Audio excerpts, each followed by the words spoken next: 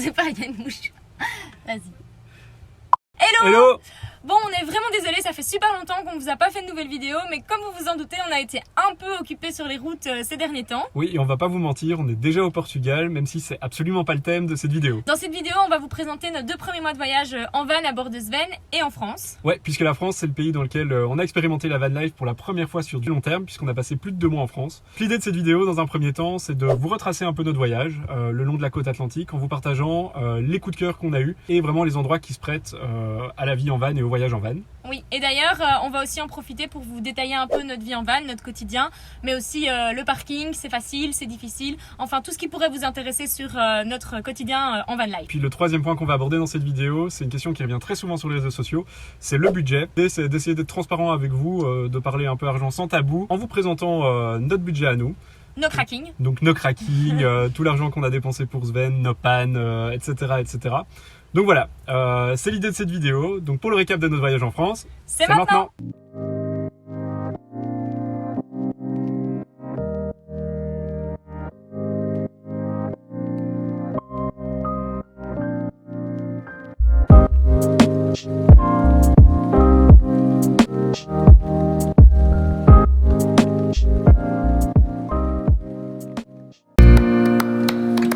Bon, c'est parti pour nos coups de cœur en France. Donc juste pour rappel, on a passé 62 jours en France. Exactement. Exactement. Et l'itinéraire, c'était très simple puisqu'on a vraiment suivi la côte atlantique. De Dunkerque à Saint-Jean-de-Luz. Voilà, en suivant tous les points extrêmes, Brest, Cherbourg, etc. Alors, on n'avait pas fait de vidéo, on voulait peut-être faire des vidéos sur le voyage, on n'en a pas fait, donc on s'est dit qu'on allait tout rassembler. En une. Et c'est moi qui commence. Donc notre premier coup de cœur, c'est surtout le mien, c'est Saint-Émilion. Donc c'est bien connu pour ses vins, mais nous on a été assez surpris par la ville de Saint-Émilion. C'est des vieux bâtiments, enfin, c'est vraiment magnifique. Village, oui, pardon. C'est vraiment magnifique, mais en dehors de ça, ce qui est vraiment très gai avec le van, c'est de pouvoir aller dormir au milieu des vignobles. Donc sur Park4Night, on trouve des récoltants qui proposent de nous héberger avec le van au sein de leur vignoble. Ils proposent également de faire des dégustations, de faire visiter leur cave. En échange, bien sûr, on achète une petite bouteille ou deux. Ouais. Nous, on y allait justement pour ça, donc ça nous arrangeait bien. C'était top, et après on a passé une nuit incroyable au milieu des vignes. Enfin, c'était vraiment génial. Ouais, vraiment. Donc ça, notre meilleure nuit, je pense. Ouais, donc si vous avez un van, foncez à Saint-Émilion parce que c'est vraiment c'est incroyable. Alors le deuxième coup de cœur qu'on a eu, c'est la côte d'Albâtre en Normandie. Donc au tout début de la Normandie, c'est bien sûr connu pour les falaises d'Étretat. Alors là avec le van c'était un petit peu compliqué, mais paradoxalement dès qu'on va un petit peu plus loin et qu'on descend un petit peu plus vers le Havre, c'est là qu'on a commencé à avoir vraiment de super premiers chouettes spots avec vue sur mer, le long de la mer. Et donc voilà, je pense que ça a aussi aidé, mais on a vraiment adoré ces falaises blanches. Et les longer à bord du van, c'est vraiment très impressionnant. Alors le troisième coup de cœur, donc ça c'est un peu plus large, donc c'est le bassin d'Arcachon. On a adoré parcourir le bassin d'Arcachon avec Sven. Alors de nouveau un peu paradoxalement, en van c'est un peu difficile de trouver des spots, mais il y a quand même moyen d'en trouver de chouettes. Ouais. On a quand même eu l'occasion d'en faire 2-3 assez sympas. Et ce qu'on a particulièrement adoré, c'est d'aller jusqu'à la pointe du Cap Ferret avec le van, de longer la côte. Et alors gros coup de cœur pour le village de l'Herbe. Ouais, découvrir le village de l'Herbe, c'est un petit village de stréiculteurs. Bijoux. Ouais. Allez-y, en van ou pas en van. Alors le troisième coup de cœur qu'on a eu, c'est la côte de Granit Rose en Bretagne. Big up aux Bretons. On avait déjà vu plein d'images, mais jamais en vrai. Non. C'était vraiment superbe, notamment le sentier des douaniers, qui est vraiment une super chouette balade. Et puis même pour le van, on a super facile en fait en Bretagne. Ouais, donc on était hors saison, donc peut-être que ça aide, mais en tout cas on a vraiment trouvé des chouettes spots directement vue sur mer, vue sur les phares, vue sur les pierres. Enfin, c'était trop chouette. Trop bien, seul au monde quoi. Ouais. Alors notre dernier coup de cœur, donc ça c'est un coup de cœur un peu plus commun, on s'est mis d'accord, et c'est aussi parce que c'est un peu hors du cadre du van. C'est la ville de Nantes, donc c'est une ville, c'est moins facile en van, mais ça n'empêche qu'on a quand même réussi à y aller sans problème. Ouais, et d'habitude on aime bien, enfin on essaye un peu d'éviter les villes, parce que comme l'a dit, c'est pas très facile avec le van, mais on a réussi à se garer et puis on est vraiment à tomber amoureux de la ville, qu'on a découvert à vélo en une journée. Enfin, on est en train de vous rédiger un article sur la ville de Nantes et notre visite sur notre blog. Vous le trouverez sur le blog d'ici peu. D'ici peu, donc n'hésitez pas à aller jeter un petit coup d'œil, mais en tout cas, on a adoré Nantes. Donc voilà, donc ça c'était pour nos coups de cœur en France. Bon, alors évidemment, il y a énormément d'autres endroits qu'on a aimés. Et alors ça, on essaye de les répertorier sur un Mapster. La Croisée du Monde. La Croisée du Monde. Donc on y répertorie nos spots, là où on a dormi, les lieux qu'on a particulièrement aimés, certaines plages, certains campings qui étaient pas chers ou qui étaient vraiment bien. Enfin voilà, on essaie de vous mettre nos bons plans. Donc n'hésitez pas à aller nous suivre sur Mapster également. C'est vraiment juste pour vous, nous on s'en fiche, ça nous apporte pas grand chose à part vous aider. Donc deuxième partie de cette vidéo, c'est la vie en van en France. Donc la première chose dont on va vous parler, c'est notre quotidien ici à bord de Sven. On a d'abord dû s'habituer à vivre dans 3-4 mètres carrés que vous voyez On venait de ici. 60, hein, donc ça changeait quand même. Mais Ouais. finalement, ça s'est bien passé. Hein. Ça s'est bien passé, on a chacun pris nos petites habitudes. L'un fait quelque chose, l'autre fait autre chose en même temps. C'est juste de l'organisation et Voilà. c'est bien passé. Et puis finalement, l'autre chose Qu'on redoutait un peu. qu'on redoutait un peu, c'était notre confort. Mais en fait, on se rend compte qu'on a vraiment équipé Sven comme à la maison. Donc on s'est jamais dit il nous manque quelque chose. La seule chose, c'est la douche et la toilette. Ça, on le savait, c'était un choix. On a notre petite toilette portable, on a notre douche portable, on a notre 25 litres d'eau qu'on remplit super facilement en France. Il y a des airs partout. Donc on se lave à l'évier le matin, de temps en temps on prend une douche, notre toilette est là au cas où, mais en fait en France et en Europe généralement, il y a des sanitaires partout, donc on n'a jamais de problème. Non, que ce soit pour la douche ou pour les toilettes, vraiment, on n'a jamais eu de gros soucis. Non. Et vraiment, on regrette pas du tout le choix qu'on a fait de retirer la toilette qu'on avait prévue.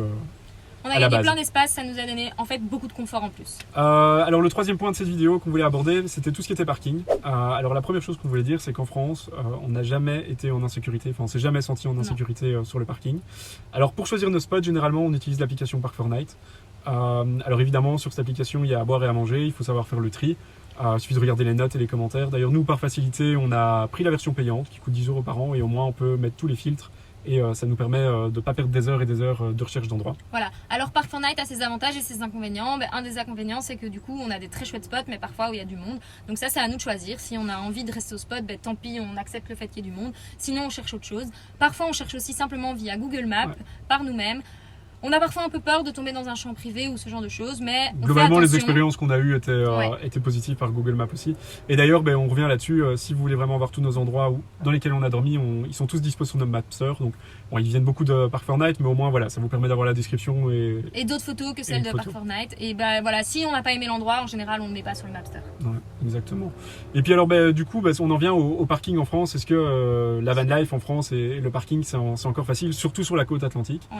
Alors, la réponse, elle est mitigée. En fait, on va vous dire oui et non. Ça dépend vraiment des régions. Ouais, donc en fait, les Landes, le Pays Basque, on savait que ça allait être super compliqué, on avait entendu. Et donc, pour résumer, en fait, on a été au camping.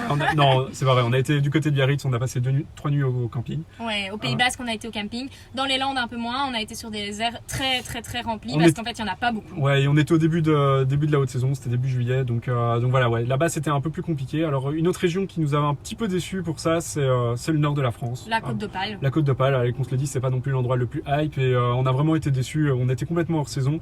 Et tous les parkings sont interdits. Il y a des barrières partout. La police passe tout le temps.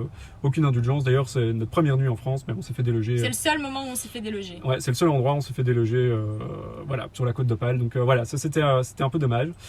Voilà, après il y a toujours moyen de trouver. On a toujours trouvé. Mais Ouais. voilà. Pas toujours le spot de nos rêves, mais on a toujours trouvé. Par contre, après, il y a d'autres endroits où c'était génial. La Normandie, la Bretagne et les Pays de la Loire, là c'était globalement assez facile. Alors en Bretagne, un peu plus compliqué à certains endroits parce que certaines côtes sont protégées.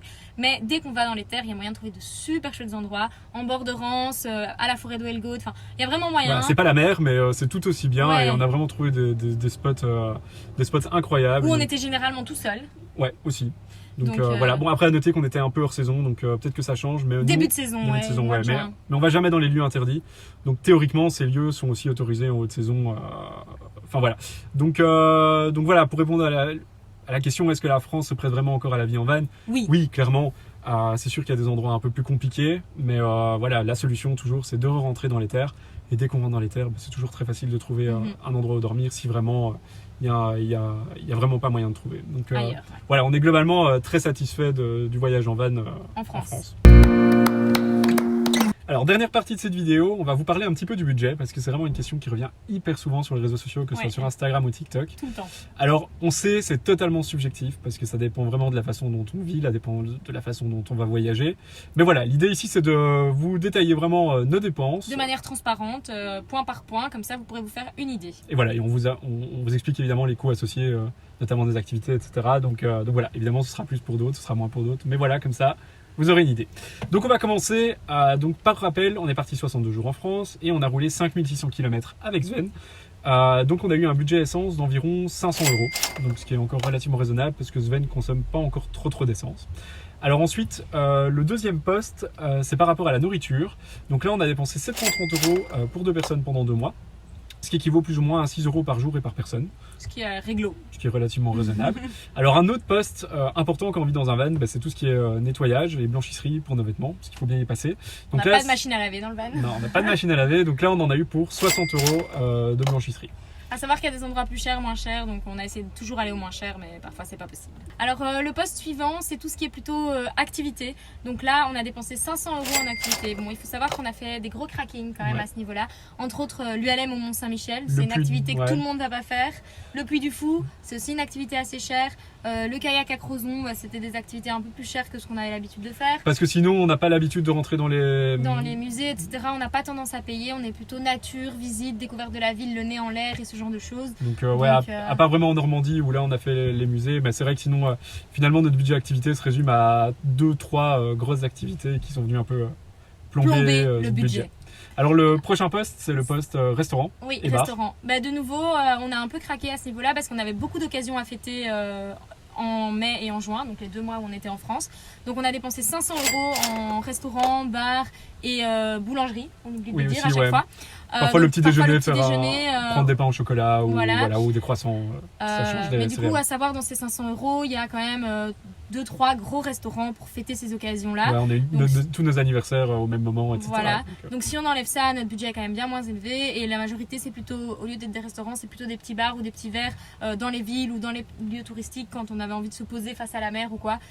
Ou alors le petit déjeuner à la boulangerie. On a dit, ouais. Alors le prochain poste, c'est le logement. Donc oui, voudrais vous dire qu'on ne devrait pas avoir de coût de logement. Mais comme on vous a dit, il y a certains endroits où on a dû aller au camping. Donc notamment à Biarritz, à Rennes. Et donc là, on a eu pour un coût de 100 € plus ou moins de camping. Ouais, donc ça reste raisonnable. Hein, en plus de ces campings, il y a aussi des petits lieux parfois chez l'habitant, enfin chez le propriétaire. C'est souvent des coûts modiques, 5 €, mais on l'a aussi fait ça de temps en temps pour avoir des chouettes lieux. Et puis alors, la dernière dépense, mais ça c'était ce qui était un petit peu moins prévu, c'est les coûts liés à Sven en termes de réparation. Alors on a été chanceux, on n'a pas eu de grosse panne sur le trajet, à part un cardan dévissé au tout début en Normandie. On n'a rien eu, on a juste fait un petit entretien aussi, et ça on en a eu pour environ 200 € de frais pour Sven. Mais voilà, c'était un peu inattendu, mais en même temps on les avait planifiés, donc voilà, pas de souci à ce niveau-là. Et donc quand on met tout ensemble, on arrive à plus ou moins 2600 € pour 2 mois, donc 1300 € par mois pour 2 personnes. Pour 2 personnes. Voilà. Donc voilà, c'est un petit peu au-dessus de ce qu'on avait prévu théoriquement. Maintenant voilà, on sait que la France est un pays où le coût de la vie est un petit peu plus cher, parce qu'évidemment il y a aussi tout ce qui est parking, etc. qui rentre en compte dans les visites, qui coûte vite cher dans les villes. Mais voilà, donc globalement c'était notre coût. On espère qu'on fera moins dans d'autres pays. Mais, surtout des pays où le coût de la vie est moins cher. Mais voilà, donc comme ça, voilà, ça vous donne une idée. C'était notre budget pour ces 2 mois en France. Donc voilà, je pense qu'on va arrêter la vidéo ici. Elle est déjà bien assez longue. On a déjà bien papoté. Donc comme d'habitude, n'hésitez pas si vous avez des questions, mettez-les en commentaire. On vous répondra soit en commentaire, soit en vidéo. N'hésitez pas bien sûr à aller jeter un coup d'œil sur Instagram, sur TikTok ou sur notre blog. Facebook, blog, Mapster. Parce que voilà, on est plus à jour là-dessus que sur la vidéo, même si on va essayer de faire des efforts. Des efforts sur la vidéo et de laisser un peu moins de temps. Et sur le blog aussi.